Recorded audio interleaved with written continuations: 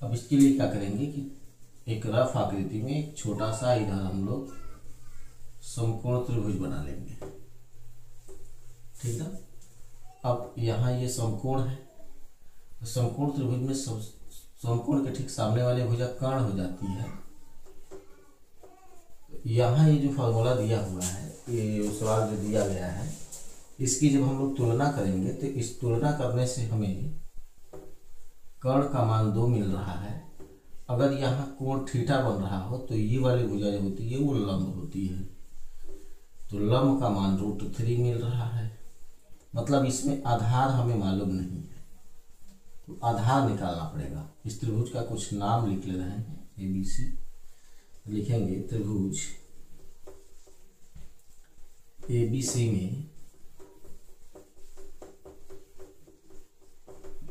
Pythagoras प्रमेय से आधार भुजा हमें निकालना है, तो आधार का मान हो जाता है √में कर्ण का वर्ग माइनस लंब का वर्ग, ठीक। कर्ण का मान हमें दिया गया है 2 का वर्ग माइनस √3 का वर्ग कर लेंगे, तो 2 का वर्ग 4 हो जाएगा और √3 का वर्ग 3 हो जाएगा, तो घट करके कितना हो गया 1 का वर्गमूल निकालने पर भी 1 आएगा। तो आधार का मान कितना मिल गया हमें 1। तो नीचे वाली ये भुजा जो हो गई वो 1 हो गई।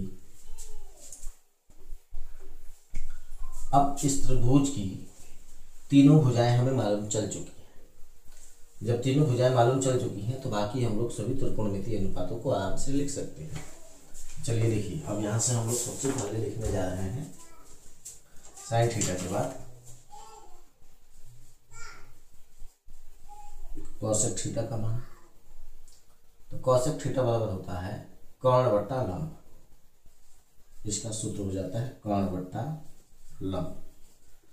अगर हम लोग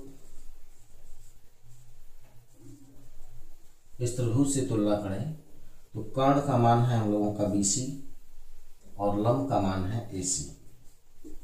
इनकी माप अगर लिखी जाए तो ये लिखा गया है 2 और ये लिखा गया है √3, ठीक।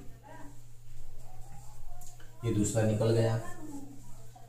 तीसरा अगर लिखें cos थीटा, तो ये होता है आधार बटा कोण।